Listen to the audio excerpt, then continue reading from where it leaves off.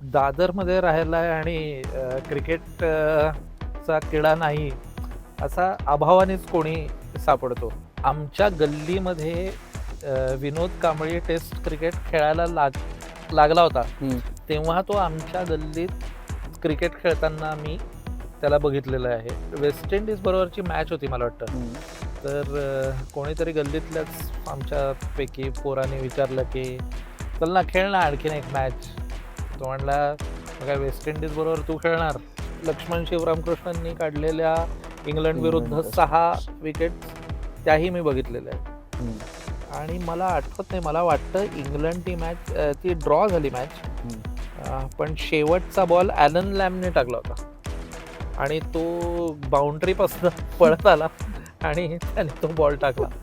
तर हे सगळं बघितल्याचं आठवतंय. पद्माकर शिवलकरांची कॅसेट होती, उत्तम गायचे.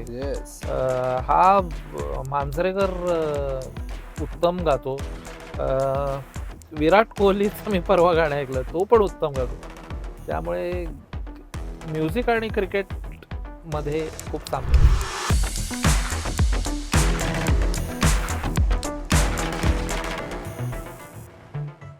नमस्कार. स्पोर्ट्स कट्टाच्या आपल्या स्पोर्ट्सच्या किडा या विशेष सिरीजच्या नवीन भागात तुम्हा सगळ्यांचं पुन्हा एकदा स्वागत. तुम्हाला ते कंपोजर म्हणून जास्त माहिती आहेत, पण ते खरे ऑलराऊंडर आहेत. त्याच्याबद्दल आपण थोड्याशा गप्पा मारूच. कौशल इनामदार, नमस्कार. स्पोर्ट्सच्या किडावर स्वागत आहे तुमचं. धन्यवाद. कौशल, जसं मी म्हणलं तसं आपल्या सगळ्यांना सर्वात जास्त त्यांची ओळख ही म्युझिक कंपोजर आहे, संगीतकार म्हणून आहे. ते लेखक आहेत, ते कवी आहेत. त्यांचे मोठमोठाले फेसबुक पोस्ट आणि बऱ्याच वेळा विवादास्पद फेसबुक पोस्ट आपण सगळेजण वाचतो. त्या ट्विटरवर सुपर ऍक्टिव्ह असतात आजकाल, म्हणजे एक्स झालंय त्याचं आता. पण तुमच्या आमच्या एक्सच्या काळापासून आतापर्यंत रेलेव्हंट राहिलेले कलाक्षेत्रात जे मोजकी व्यक्तिमत्व आहेत त्यातले मराठी कलाक्षेत्रातले एक आहेत. पण आज आपण कशाबद्दल बोलणार आहोत? कौशल आणि त्याचं स्पोर्ट्सचा किडा हा जो बेसिक प्रिमाइस आहे. कौशल, तू दादरला शिवाजी पार्क मध्ये वाढलायस. करेक्ट. त्यामुळे बाकी कुठला खेळ मला खात्री नाही, पण क्रिकेट नक्की रक्तात थोडस मिसळलेलं आहेच. प्रश्न नाही, म्हणजे दादरमध्ये राहिला आहे आणि क्रिकेट चा किडा नाही असा अभावानेच कोणी सापडतो. त्यामुळे मला जी पहिली एक काही वर्षांची माझी मेमरी आहे ती म्हणजे आजूबाजूच्या आमच्या सगळ्या हाऊसिंग सोसायटीजमध्ये होणाऱ्या रबर किंवा टेनिस बॉलच्या मॅचेस. आणि आमच्या समोर, म्हणजे मी कीर्ती कॉलेज जवळ राहायचो, त्याच्या समोर एक मैदान होतं आणि तिथे sea fighters club, cricket club नावाचा एक क्लब होता. आणि तिथे ही आमच्या आजूबाजूची मुलं फार अप्रतिम खेळायची आणि त्यामुळे तिथे जाऊन क्रिकेट बघत बसणं हा पण माझा एक शौक होता. आता पुढे असं झालं की ती जमीन गेली VSNL ला आणि तिथे फार मोठं मैदान बचाव आंदोलन झालं. पण ते मैदान काही वाचलं नाही आणि तो सी फायटर्स क्रिकेट क्लब पुढे मग विखुरला किंवा त्यांनी सुरू ठेवलं असेल, पण तिथे त्या जागेत काही राहिलं नाही. पण फक्त रबरी बॉलवर सीमित नाही राहिलं ना तुझं? नाही नाही नाही, कारण ते त्या काळात काय असायचं, म्हणजे त्या वयात की सगळ्यांनाच क्रिकेटर व्हायचं. तेव्हा भारताच्या क्रिकेट टीममध्ये गावस्कर, वेंगसरकर, मांजरेकर, शास्त्री, जवळपास 11 पैकी 7 खेळाडू हे मुंबईचे होते. आणि शिवाजी पार्कच्या परिसरात राहिल्यामुळे ते येता जाता नेट्स लागलेले दिसायचे आणि त्याचं एक आकर्षण होतं. म्हणून आईकडे धोशा धरून मी बेंगॉल क्लबमध्ये त्यांच्या नेट्समध्ये दाखल झालो. अमर वैद्य सर, म्हणजे त्यांचे वडील अण्णा वैद्य हे यंग महाराष्ट्र त्याच्या समोरच पिच होतं, तिथे करायचं. आणि आम्ही बेंगॉल क्लब अमर वैद्यांकडे आम्ही पहिलं शिकायला लागलो. पण ते टिपिकल असे मुंबईतल्या मैदान कल्चर मध्ये असतं ना, की एकदा तुम्ही खेळलात आणि जे तुमच्या इंडस्ट्रीत आता जास्त असतं, मुंबईत जास्त मैदान क्रिकेटवर दिसतं आपल्याला, की तू असं आम्हाला सांगायला पाहिजेस ना, की तेव्हा नाही का हा जो आहे ना क्रिकेटर तो माझ्याबरोबर खेळायचा, असं कुणाच्या बाबतीत आहे तुझं?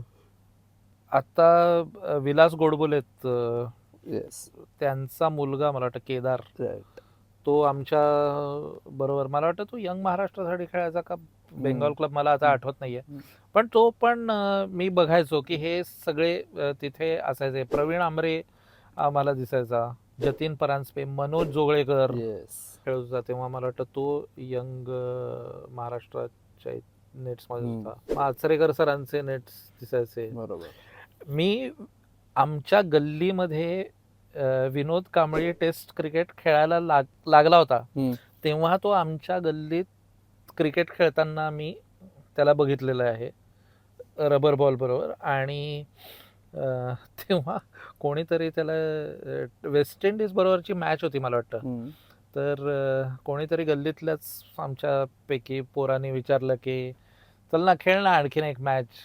तो म्हणला मग काय वेस्ट इंडिज बरोबर तू खेळणार, असा मला तो संवाद पण आठवतोय. तर इतकं म्हणजे दादर हे असं क्रिकेटनी भारलं गेलं होतं. मला वाटतं तू म्हणतोस आता विनोद कांबळे म्हणल्यानंतर मॅच नंतरचा काहीतरी किस्सा सांगतेस की काय? नाही, पण मला आठवतंय म्हणजे की टेस्ट क्रिकेट खेळत असताना सुद्धा विनोद कांबळी रस्त्यात याच्यावर बरोबर खेळत होता. बरोबर बरोबर.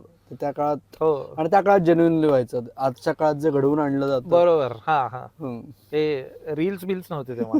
एक्झॅक्टली. कट टू, मग तो म्हणजे तो जो इनबॉर्न स्पोर्ट्सचा किडा असतो, तो म्हणजे तो असतो, म्हणजे एकदा तो आहे की बरोबर. आहे. मग राईट. पुढे तुझं प्रोफेशन बदललं, पण स्पोर्ट्स फॅन जपला कसा गेला? मी सांगतो काय झालं. मी 2 वर्ष पाचगणीत होतो बरोबर. आणि तिथे खेळ कंपल्सरी होताच. त्यामुळे क्रिकेट तर त्या नेट्समध्ये खेळायचोच. पण मला आठवतंय की काही काळ याच्या सुट्टीत, उन्हाळ्याच्या सुट्टीत एक परांजपे सर नावाचे पुण्यात असायचे. आम्ही आजोळी ओके. आलो तर ते हॉकी हॉकी. शिकवायचे. तर ते त्यांच्याकडे हॉकी शिकलो. ते म्हणजे शिकलो म्हणजे काय, त्या एक उन्हाळ्याच्या सुट्टीत. पण बेसिक ड्रिबलिंग. आणि तर मग मी आमच्या पाचगणीला जेव्हा मी गेलो तेव्हा आमच्या 4 हाऊसेस होते, त्याच्यापैकी एका हाऊसचा मी गोलकीपर होतो. आणि पहिला गोल अडवला, इतकं मला भरून आलं आणि इतकं. आपण त्याच्यानंतर 7 गोल त्या समोरच्या टीमने मारले. पण पाचगणीच्या आयुष्यात एक झालं की मला सिल्वर ओक झाडाची ॲलर्जी, पोलनची ॲलर्जी झाली आणि मला अस्थमा सुरू झाला. आणि माझा स्टॅमिना त्यामुळे स्पोर्ट्ससाठी राहिला नाही. त्याच्यानंतर मी परत मुंबईला आलो आणि आमच्या किंग जॉर्ज म्हणजे पिंटोविला ही शाळा आहे, तिथे परत रिजॉईन झालो. आणि तिथे आमच्या दुखांडे नावाच्या बाई होत्या, त्यांना क्रिकेटमध्ये खूप इंटरेस्ट होता. आणि त्यांनी पहिल्यांदा आमच्या शाळेची एक टीम तयार केली. आणि तेव्हा आम्ही काही असे जाईल शिल्ड किंवा हॅरिस शिल्ड शाळेतर्फे त्या वर्षी खेळलो नाही, पण कुठल्या तरी एका शाळेशी आम्ही एक इन्फॉर्मली, मला वाटतं आजूबाजूच्याच कुठली तरी शाळा, साने गुरुजी किंवा असेल, आणि त्याच्यात मग मला आठवतंय की मी एक 2-3 विकेट घेतलेचं मला आता आठवतंय. काय टाकायचं? Leg spin. हा, आणि रिस्ट नाही, फिंगर. त्यामुळे नंतर तो बॉल स्पिन व्हायचा बंद झाला. पण टाकायचो तेव्हा मला आठवतंय की माझी बरी होती बॉलिंग. त्यामुळे त्या 2-3 वर्ष क्रिकेट खेळलो, पण स्टॅमिनामुळे माझा खेळ असा ॲक्च्युअली खेळ बंद झाला. पण शिवाजी पार्क असल्यामुळे तिथे सतत नेट्स सुरू असतात. बरोबर. आणि क्रिकेटचा किती मोठा छोटा खेळ, इट डझंट मॅटर की तुम्ही काय टेस्ट बघताय का नेट्समध्ये बघताय. तो ज्याला क्रिकेटची आवड आहे तो तितक्याच आवडीने. त्यामुळे एकतर शिवाजी पार्क, मग माटुंगा जिमखाना, तिथे कधीही गेलो की बसायचा आणि गेम बघायचा तिकडचा. राईट. मग पुढे हे चालू राहिलं, बघणं चालूच राहिलं. विशेषतः टेनिस आणि क्रिकेट, ओके, हे 2 स्पोर्ट्स आवर्जून. आणि मग वर्ल्ड कप असेल तेव्हा फुटबॉलचं फीवर. पण मला अशी खास फुटबॉलची म्हणून अशी आवड नव्हती.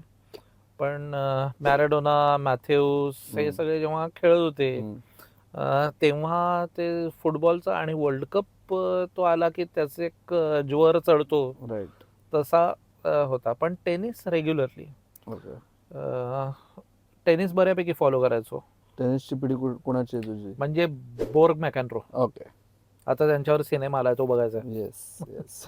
टीव्हीवर स्पोर्ट कन्झ्युम करणं एक गोष्ट असते, हो. लाईव्ह मैदानातून स्पोर्ट बघणं, तेही भारतासारख्या देशात एवढं सगळं हो, सहन हो, करायचं, हो. ती आहे का तेवढा किडा? हो आहे. आता गेल्या 2-3 वर्षांमध्ये IPL जाऊन बघणं झालेलं आहे. हम्म. पण मी शाळेत असताना, कॉलेजमध्ये असताना हम्म. मी टेस्ट मॅच आणि रणजी पण बघितलेले आहेत. हम्म. म्हणजे रवी शास्त्रीच्या 9 विकेट्स मी बघितलेल्या आहेत. Awesome. हम्म. त्याच्यानंतर लक्ष्मण शिवरामकृष्णननी काढलेल्या इंग्लंड विरुद्ध इंग्लंड टेस्ट 6 मॅच. विकेट्स त्याही मी बघितलेल्या आहेत. हम्म.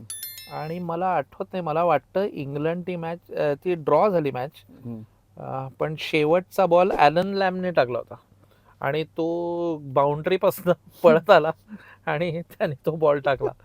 तर हे सगळं बघितल्याचं आठवतंय. ओके. जर तुम्हाला शंका वाटत असेल की खरंच हम्म. कौशल इनामदार हे स्पोर्ट्स फॅन आहेत का, हम्म.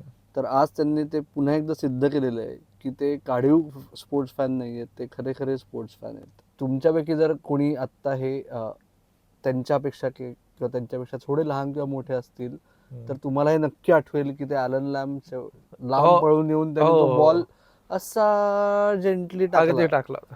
हे वाचलेलं तुम्हाला नक्की आठवेल जर तेव्हा टीव्हीवर बघितलं नसेल तर. हो. पण कौशल, स्पोर्ट्स फॅन हे सगळीकडे आपल्याला सापडतात. तुमच्या इंडस्ट्रीमध्ये हो. तू ज्यांच्याबरोबर काम केलंयस हो. त्यातले सर्वात मोठे स्पोर्ट्सचे किडे कोण कोण आहेत? खूप आहेत. म्हणजे माझा भाऊ आहे विशाल, तो दिग्दर्शक आहे. त्यांनी 2 चित्रपट दिग्दर्शित केलेले आहेत आतापर्यंत, संशय कल्लोळ आणि ब्रेकिंग न्यूज नावाचा हिंदी Yes, yes. चित्रपट. त्याचे आणि तो बाकी सगळा त्याच्या मित्रांचा गोतावळा, म्हणजे महेश मांजरेकर, श्रेयस तळपदे आणि अतुल परचुरे, विजय केंकरे, हे सगळे फार मोठे बरोबर. क्रिकेटचे बरोबर. किडे आहेत. बरोबर. तर ते एकत्र नेट्स, त्यांचे काही दिवस सांताक्रूजला ते नेट्स मध्ये खेळायचे ते. हम्म, हम्म. मला वाटतं तेव्हाच विशाल आणि श्रेयस एकत्र बसले असताना तो यतीन खार्वेकरचा विशालला फोन आला होता की एक मुलगा पाहिजे नागेश कुकुनूरला, आणि श्रेयस समोर बसला होता. आणि विशाल म्हणाला की श्रेयस बसलाय समोर, तर त्याला, आणि मग then the rest is history. बरोबर. इक्बाल मिळाला म्हणजे श्रेयसला. ते जर एकत्र बसले नसते तर आज कोण प्रवीण तांबे तुम्हाला बघायला मिळाला नसता. खरंच आहे. बघा, येस. आता कोण प्रवीण तांबे, पण मला वाटतं किरण यज्ञोपवीतनी स्क्रिप्ट Yes. लिहिलेलं आहे तसं. त्यामुळे हे सगळे लोक, ऋषिकेश जोशी आहे तो, त्याच्याबरोबर मी आता 3 अडकून सीताराम नावाचा सिनेमा केला.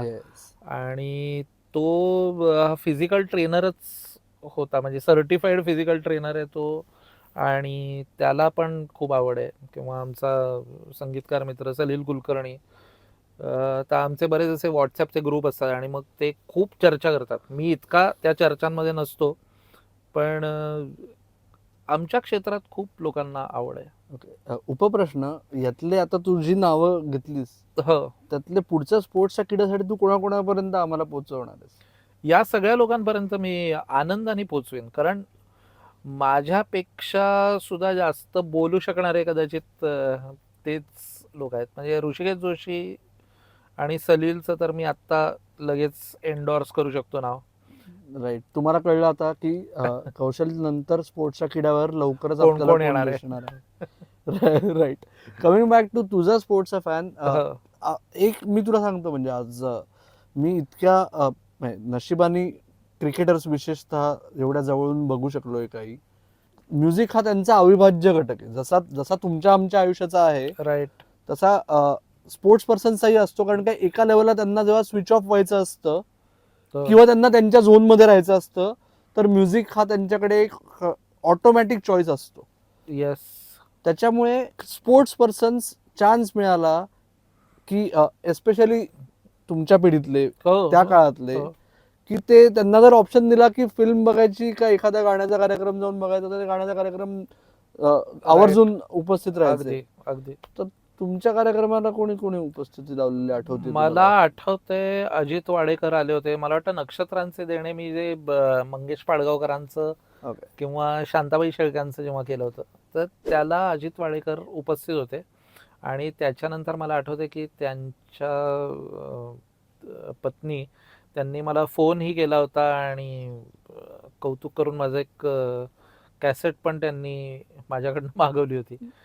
पण तू म्हणतोयस ते अगदी बरोबर आहे. म्हणजे आता मला आठवते की पद्माकर शिवलकरांची कॅसेट होती. उत्तम येस, गायचे. येस. हा मांजरेकर उत्तम गातो. विराट कोहलीचं मी परवा गाणं ऐकलं, तो पण उत्तम गातो. त्यामुळे म्युझिक आणि क्रिकेट मध्ये खूप साम्य आहे.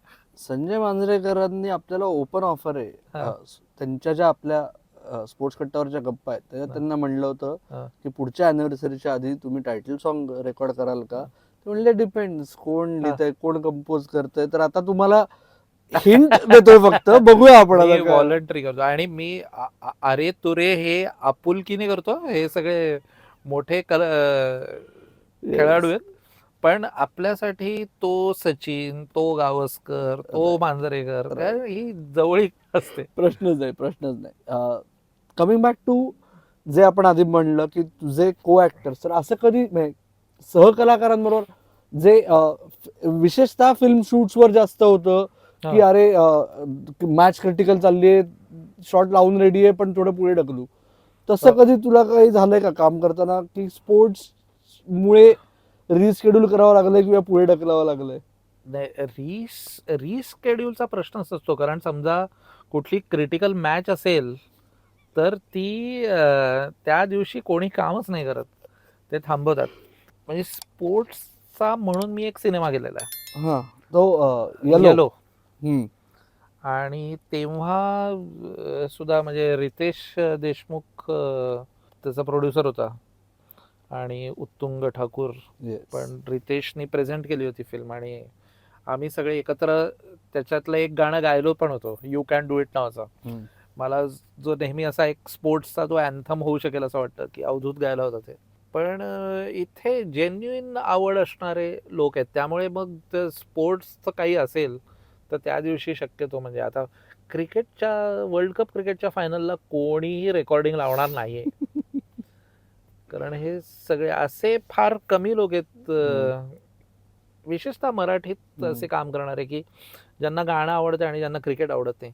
आणि मला असं म्हणजे क्रिकेट न आवडणारी माणसं पण मला पु ल देशपांडे म्हणतात ना, अहो आंबा न आवडणारी माणसं आहेत. मला क्रिकेट न आवडणाऱ्या माणसांचं पण तसंच होतं खरं तर. ओके, असं कोणी आहे सहकलाकारांपैकी कोणी? असतात, नाही असं आता मला ऑफ हँड पटकन आठवणार नाही आणि हम्म. असं नाव घेणं पण बरोबर नाही. चालेल. पण नाही, मला असं आठवत नाही की बाबा रागच आहे किंवा नाहीच आवडत. हम्म. हम्म. पण असतात तुझ्या बाबतीत कधी झालंय का असं? की असं तू कुठेतरी गेलायस, हा. कोणीतरी तुझी ओळख करून दिली आहे आणि अरे, माझ्या अशा लोकप्रियतेच्या कथाच आहेत. म्हणजे मी बाकी कुठे सांगायचं, माझ्या घराच्या बाहेर गोरेगावमध्ये मी जिथे राहायचो तिथे एक टपरी होती चहाची. तर एक माणूस बराच वेळ माझ्याकडे बघत होता. तो म्हटला, तुम्ही फेमस आहात का? तर म्हटलं, आता हा प्रश्नच इतका सेल्फ डिफिटिंग आहे म्हणजे की समजा विचारावं लागत असेल. मग मी म्हटलं नाही हो. तर तो म्हणला, नाही पण तुम्हाला पाहिलंय कुठेतरी. म्हटलं असेल कुठेतरी पाहिलं असेल. चला हवा येऊ द्या मध्ये होता ना तुम्ही? म्हटलं हा, एकदा आलो होतो. मग तो त्याच्या सहपेयकाला म्हणाला, बघ सांगितलं नव्हतं ऍक्टर आहे. त्यामुळे टीव्हीनी काय झालंय, टीव्हीनी लोकप्रियतेचा कैफ आणि अनॉनिमिटी मधली चैन असं दोन्ही घालून टाकलंय. Right. Okay, coming back to cricket. हा. तू काय IPL आय- पिढीचा आहेस का अजूनही तू स्वतःला असा प्युअर ते आमच्या वेळचं टेस्ट क्रिकेट असं होतं नाही, वगैरे? पण मला ना टेस्ट क्रिकेट बघायला आवडतं. हम्म. आणि मला म्हणजे मला काही साक्षात्कार हे क्रिकेटमुळे झालेले आहेत. उदाहरणार्थ उदाहरणार्थ, मी विंदा करंदीकरांची एक कविता कंपोज करत होतो. पर्वतांनो दूर वारे, सागरांनो दूर वारे, उघडले मी दार माझे, मानवांनो आते अरे. आणि काही केल्यानं मला ती चाल सुचत नव्हती. विचार करत होतो की काय आपलं चुकतंय, की का आपल्याला येत नाहीये. आणि मग शेवटी मी तो नाद सोडला. बराच वेळ मी पेटीवर पण बसलो. एरवी असं बसत नाही, पेटीवर बसून चाल दिली आहे असं होत नाही, ती आपोआप लागतेच बहुतेक वेळा. पण हे काही केलं सुचेना. तर शेवटी मी ते बंद केलं आणि बाहेर येऊन बसलो. तर माझ्या भावानी बॉडी लाईन सिरीज लावली होती. आणि त्याच्यात डग्लस जार्डिनला त्याच्या वडिलांचे मित्र त्यांच्याबरोबर वेल्स किंवा स्कॉटलंडला घेऊन जातात. मला आता आठवत नाही ठिकाण. पण ते त्याला ना एक सॉलिड गोष्ट सांगतात. ते म्हणतात की यू डोंट बोल at a batsman stumps, you बोल ॲट हिज माइंड. आणि ही गोष्ट मला इतकी क्लिक झाली. म्हटलं आपण विंदा करंदीकरांच्या कवितेला चाल नाही देता कामा. आपण ते जोपर्यंत आपल्याला तो कवीच कळत नाही तोपर्यंत एका कवितेला ही कविता आपल्याला कळली असं नाही होतं. तर त्यासाठी मग मी काय केलं, मी अख्खे विंदा करंदीकर वाचले. त्यामुळे हा साक्षात्कार हा मला बॉडी लाईन मुळे झालेला आहे. त्यामुळे स्पोर्ट्स फिल्म्स मी खूप आवडीने बघतो. ओके. कारण मला वाटतं की जसं कलेचं आहे ना, जसं स्पोर्ट्सचं तुम्हाला एक जीवन तत्व शिकायला मिळतं. म्हणजे अगदी क्लॅश ऑफ द टायटन्स असेल किंवा VR मार्शल नावाची एक फार सुंदर फिल्म आहे ह्याच्यावर, काय अमेरिकन फुटबॉलवर.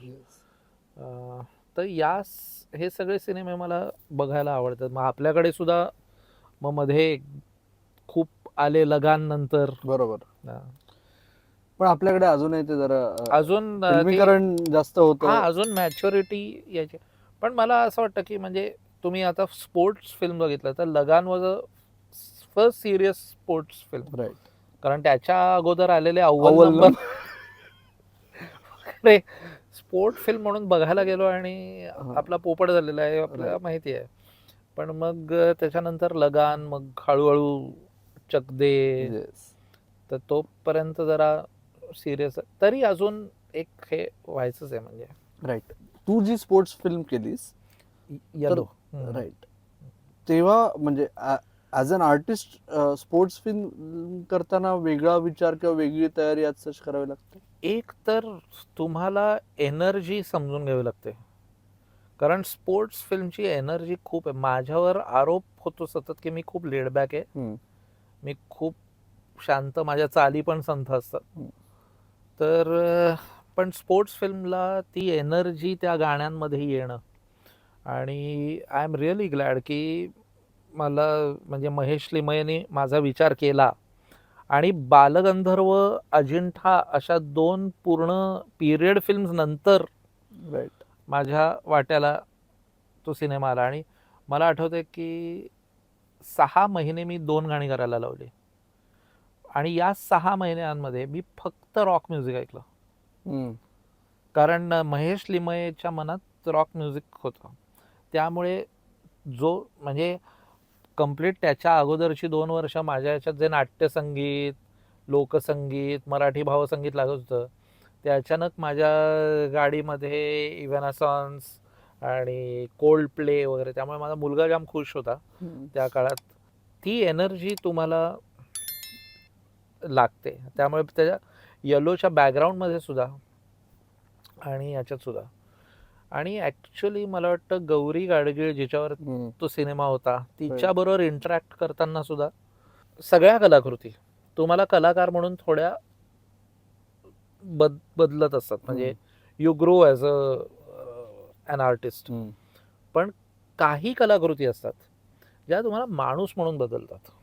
त्यापैकी एक येलो होते. राईट. कारण ते जे एक प्रचंड चिवट इच्छाशक्ती आणि हे जे स्पोर्ट्समध्ये येतं ना, तर कधी कधी तुम्ही एरवी ते विसरता तुमच्या आयुष्यामध्ये की हे तुम्हाला ही इच्छाशक्ती, ते किलर इन्स्टिंक्ट दाखवायची गरज आहे तिथे, आणि मग तुम्हाला या स्पोर्ट्समधनं त्याची एनर्जी मिळते. लवली. कौशल, हं. तुमचा आम्ही ऑलरेडी खूप वेळ घेतलाय. मी थांबवताना एकच फक्त सांगू शकतो की हीच आमची प्रार्थना न हेच आमुचे मागणे, हं. कौशल इनामदारांनी आजच्या नंतरही स्पोर्ट्स कट्ट्यावर येत राहणे. अरे क्या बात आहे. Yes. नक्की नक्की. तर कौशल, एकदा फॉर्मली पुन्हा एकदा आज तुझ्यातला क्रीडा चाहता आज सगळ्यांसमोर आला, हो त्याकरता पुन्हा एकदा आभारी. हो, धन्यवाद. स्पोर्ट्स कट्टा ना. येस. पण काय म्हणतो, स्पोर्ट्सचा किडा हा क्रीडा असं पण त्याचं तुम्ही नामकरण करू शकता त्या सेगमेंटचं. एक्झॅक्टली. म्हणजे त्याच्यावर खूप चर्चा चालू आहे अजून. हो ना? सुरुवात केली होती क्रिकेटचा किडा म्हणून, पण ते आता इम्प्रोवाइज करून स्पोर्ट्सचा किडावर पोहोचलेलं आहे. वा. फक्त ते क्रीडा म्हणजे काय रे भाऊ, हो, अशी हो, आजच्या बरोबर. पिढीची अवस्था खरंय आहे. खरंय. पूर्वी क्रीडांगण नावाचा कार्यक्रम व्हायचा दूरदर्शनवर. Yes, आणि अजूनही चालू आहे. अजूनही चालू आहे. सोडतायत अच्छा. का ते? बर बर. नाही, माझ्याकडे आता गेले 22 वर्ष टीव्ही नाहीये, त्यामुळे म्हणजे आता स्क्रीन आहे पण टीव्ही असा सॅटेलाइट टीव्ही किंवा असा राईट नाहीये. राईट. पण ते त्यांचं सगळं कन्झम्पशन आजकाल प्रायमरली डिजिटल मीडिया डिजिटल करतात. Media through. त्याच्यामुळे तुम्हीही हा एपिसोड डिजिटल YouTube. मीडियावरच बघत आहात. युट्यूबवर बघताय, फेसबुकवर बघताय, बाकी इंस्टाग्रामवर रील्स बघताय. नुसते बघू नका. आवडलं तर कमेंट करा, नाही आवडलं तर काय नाही आवडलं तेही कमेंट करून आम्हाला सांगा. आणि तुमच्या आप्तेष्टांमध्ये हे फिरवा, लाईक करा, शेअर करा. आवडलं तर सबस्क्राईब करा, इतरांनाही करायला लावा. तुर्तास कौशल आणि अमोल थांबतायत. तुम्ही मात्र ऐकत राहा, बघत राहा आणि आमची वाट पाहत राहा. धन्यवाद. धन्यवाद.